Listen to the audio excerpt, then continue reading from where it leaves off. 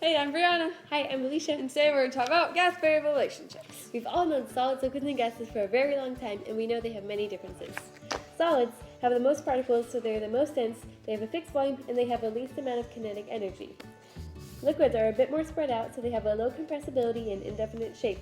Gases, on the other hand, are the most spread out, so they are the most compressible, they have an insignificant volume, and they have the lowest density out of solids, liquids, and gases. Our real-world example is an ice cube. In its solid form, it has a definite shape. It then melts and becomes a liquid. If you boil the liquid form of the ice cube, it will evaporate and become a gas. Temperature and pressure have a direct relationship. As the temperature doubles, so does the pressure, and if the pressure halves, the temperature halves. Our real-world example is a hot air balloon. As the flame gets hotter, the increase of kinetic energy causes more collisions on the inner wall of the balloon, increasing pressure and eventually expanding the balloon. Pressure and temperature.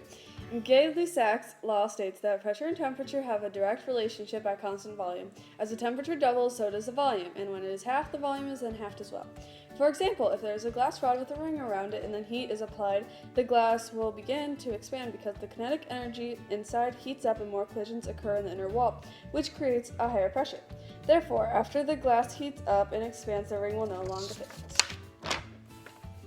Pressure and volume. Boyle's law states that pressure and volume have an indirect relationship at constant temperature. When the pressure is halved, the volume will double. As the pressure doubles, the volume then halves. For example, at breakfast restaurants, some chefs have a pancake batter squeezer, which adds pressure to the pancake to make it become flat.